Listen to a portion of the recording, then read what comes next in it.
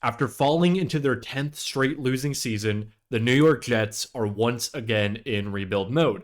But unfortunately, the word rebuild has completely lost its meaning in New York because rebuilding implies progress. It implies direction. It implies that at some point the cycle ends, but for the Jets, it never does. Nothing ever changes except for the names. Every rebuild looks the same: new coach, new quarterback, new front office, and new levels of dysfunction and chaos.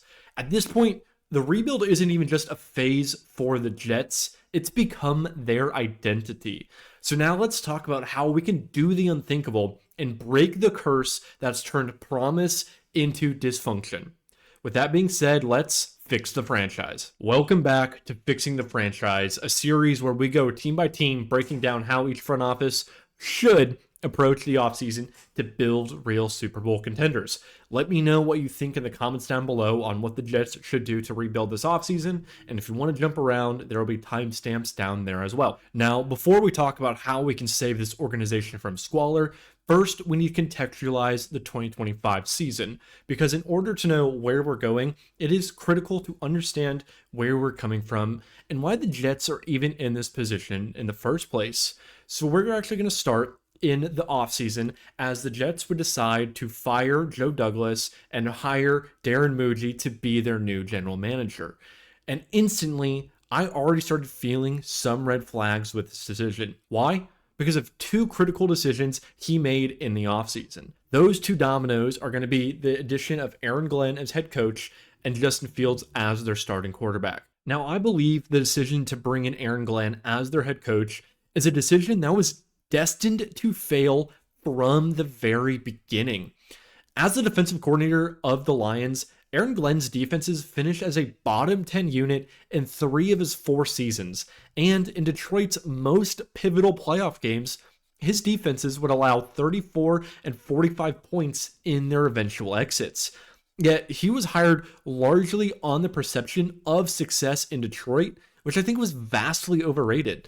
That Lions team was carried by its offense, and far too often, the defense was actually a liability rather than a strength. There was also other immediate concerns when Aaron Glenn brought in Steve Wilks to run the defense. So Glenn was hired as a defensive-minded head coach, yet he turned around and immediately gave full control of that defense to Wilks. So the Jets hired a defensive mind that he truly never was, and then instantly he handed off the one area that he was supposedly brought in to fix. That alone should have been a glaring red flag that we should have started ringing the alarm bells. And then the bad decisions didn't start there, as they brought in Justin Fields to be the starting quarterback. And what we've seen from Justin Fields time and time again is that he still cannot process and read NFL defenses and play winning quarterback at all in this league. He remains a raw athlete who is yet to develop as a passer, now heading into his 6th season. At this point, it's fair to question whether this development is ever actually going to come. And so with those two pillars in place, the Jets would ultimately stumble to a 3-14 record while going 7-10 against the spread. They finished as one of the worst teams in football, posting the lowest point differential in the entire league at negative 203 points. That is embarrassing. And that number was partially driven by the end of the season because they ended up finishing their final 5 games losing by at least 23 points in each game. How does that happen? That's like college football levels of getting your ass kicked. You don't see that in the NFL, not on a consistent basis like this. Now, to be fair to Justin Fields, the collapse of the Jets wasn't entirely his fault because the offense was hit pretty hard by injuries. Not only did Justin Fields miss half the season himself, but then their backup Tyrod Taylor missed time, and that ultimately led us to watching Brady Cook start and play in NFL games. That alone tells you how far things had fallen for the Jets. So not only were they dealing with quarterback woes, but Garrett Wilson also missed the back half of the season with a knee injury, leaving the Jets completely devoid of playmakers outside of Breece Hall. And as a result of all of this offense struggled to move the ball, and they finished 29th not only yards per game, but most importantly, points per game. On the bright side, the front office did actually make some smart moves in the season by bringing in John Mechie and Adonai Mitchell at wide receiver. These were great, low risk, high upside swings. While I don't think either of them did enough to convince me that they're going to be core pieces of the future moving forward, at least they did a smart job of bringing in young talent to this depleted roster to try to provide a spark late in the season. And if one of them did happen to hit and turn into real like star stud wide receivers, then that would have been an absolute masterstroke from this front office. But ultimately, defensively, this is where things truly fall apart and become inexcusable, because I seriously have to ask, what exactly is Aaron Glenn even doing here? This defense was awful. And for a defensive-minded head coach, you would expect improvement. Instead, it completely collapsed. The Jets finish with 0 interceptions on the season. That has never been done in NFL history ever. And the worst thing about that is it's even more alarming because Aaron Glenn was a defensive back and a defensive back coach. The secondary should have been his wheelhouse, and they managed to get not a single interception through an entire 17-game series. Not only that, they allowed 30 or more points in 8 games and at least 25 points in 12 games. When you have a bad offense, you cannot also have a defense that's putting you behind the 8 ball every single time you play a game. So performances like that is what led them to finish 31st in points allowed. So this defense was just porous and disorganized and had no true identity. And then the final cherry on top was the Jets deciding to trade away Quinnen Williams and Sauce Gardner, their best 2 players. So now, after a rough season, heading into this offseason, we now have even more red flags popping up in the Aaron Glenn regime, as the Jets have now fired 8 assistant coaches. This level of turnover this early is never a good sign, and it already feels that time may be running out for Aaron Glenn. So I do think ultimately the Jets should move on from Aaron Glenn. There's nothing that we can do about Aaron Glenn at this point. So now let's focus on what we can do for the roster to control our situation and ultimately try to improve. So we're going to start off in free agency, and we're going to start with the free agency philosophy that I think the Jets should have. And this philosophy is literally unlike anything I would recommend for basically any other team. So typically, I'm not a huge fan of trying to be mediocre or trying to be okay. I think you need to be swinging to win a Super Bowl every single year. So that's why organizations like the Steelers, who are kind of stuck in the mud and repeating the same thing over, I don't think that's what I want to replicate. I'm trying to swing big to go win the Super Bowl. But because the Jets have been a train wreck for so long, their goal is not greatness.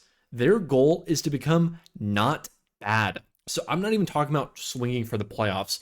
I'm legit talking about, like, let's aim for 7 wins, because even becoming mediocre at this point would mean meaningful progress for this franchise. Even a small level of competence can help begin building a culture and shift the Jets from a true laughingstock to at least a somewhat respectable organization. So their mission is simple: do whatever it takes to be not bad. So step 1 in this process is going to be finding a veteran starting quarterback. I think the Jets need to find an established player who understands what it takes to survive in the NFL already, and who has the confidence to handle the New York media. This organization has shown time and time again that it cannot draft and develop young quarterbacks. So instead of chasing upside, they need to prioritize a high floor starter who can come in and stabilize the position. So I think options like Kirk Cousins, who looks like he's going to be released, Kyler Murray, who looks like he's on the trade block, Geno Smith, who's another potential cut candidate, Russell Wilson, Joe Flacco, even Kenny Pickett, all make sense in this context. Even if they can upgrade to the 27th best quarterback in the league, that would represent a massive improvement at this position for what the Jets were dealing with last season. I mean, between Justin Fields and Brady Cook, were they even getting top 40 quarterback play? Because I don't think so. Now, step 2 is going to be investing defensively. The Jets need to inject starting caliber talent into this unit.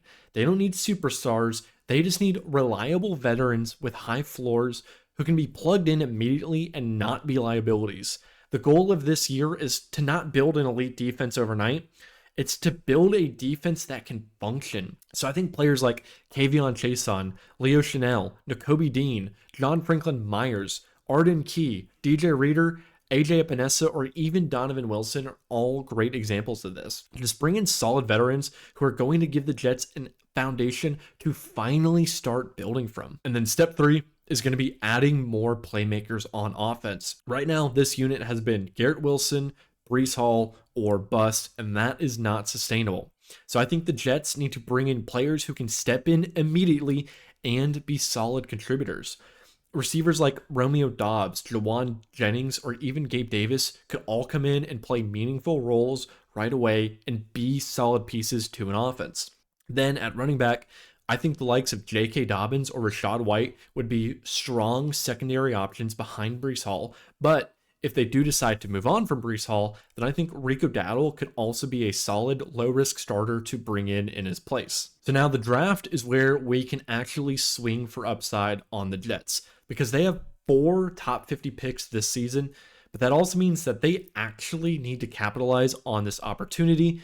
So I think this is where they need to target high upside players at premium positions. So wide receiver, defensive line, and your secondary. So the goal is to bring in prospects here who have safe floors. So I don't want like raw explosive athletes, but guys who can come in, be good starters, but also have genuine traits that give them a path to becoming like a top 10 player at their positions. So you want guys who can contribute early, but still have room to grow into difference makers. So some of the players I think fit this mold could be someone like Carnell Tate, Mansour Delane, Caleb Downs, Ruben Bain, or even David Bailey. I think all fit this mold. I do think there are a couple of things that the Jets do need to avoid in this draft.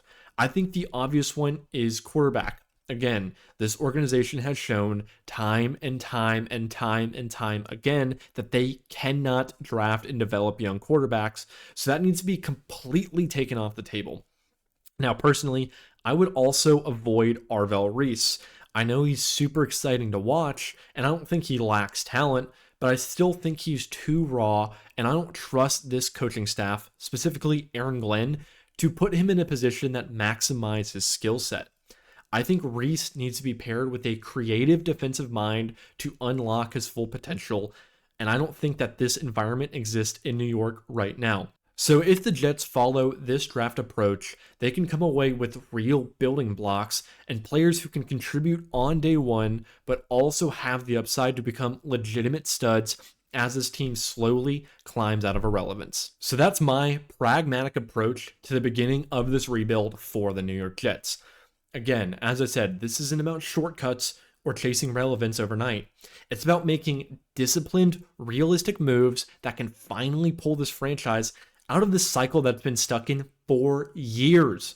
If the Jets truly commit to this approach, they can start doing the one thing that has felt impossible for a long time. They can start becoming relevant again. Not great, not contenders, just competent. And for this franchise, that would be meaningful progress. So with that being said, let me know what you think in the comments below. If you agree, disagree, or if you think there's a better path forward, I want to hear it. Make sure to like the video, subscribe to the channel, and if you're still here, check out this video that YouTube thinks you'll like.